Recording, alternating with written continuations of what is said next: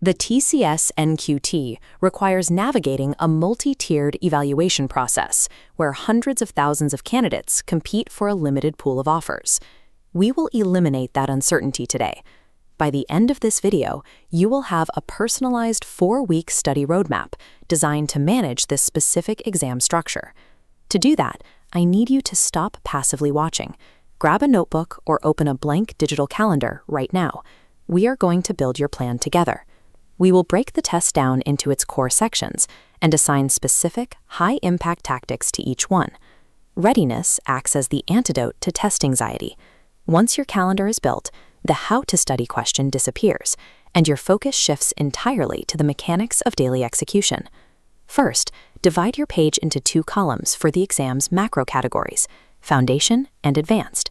The Foundation section covers traits, numerical, verbal, and reasoning, with a 75-minute limit.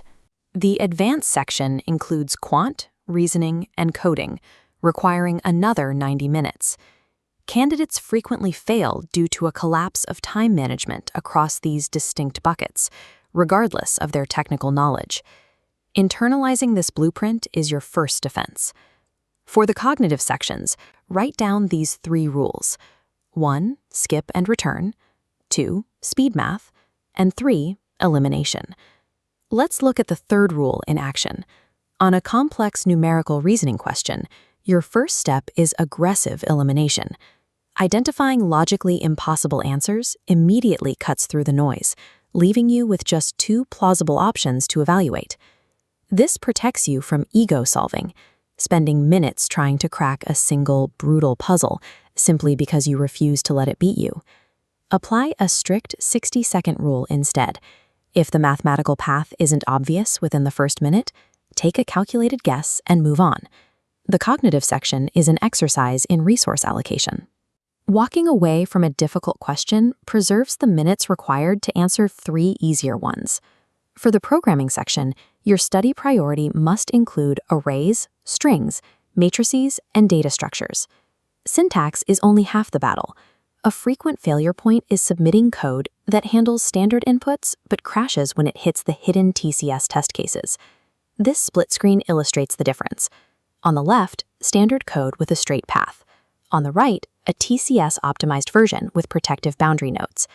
These checks proactively scan for null values, empty strings, and negative inputs before the algorithm executes.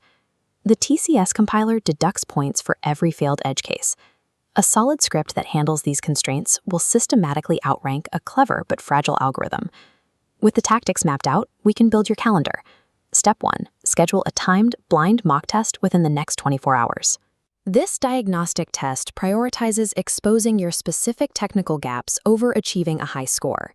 It identifies where your logic fails under pressure, so your next 4 weeks are targeted. On this calendar grid, Weeks 1 and 2 focus on core fundamentals and sectional practice, targeting your diagnostic gaps. Dedicate Week 3 to coding patterns and boundary conditions. Week 4 is the final polish, full-length mocks every 48 hours, then reviewing mistakes. This calendar enforces the 80-20 rule. You will spend the majority of your time actively solving problems rather than passively reading theory. Look at the document in front of you.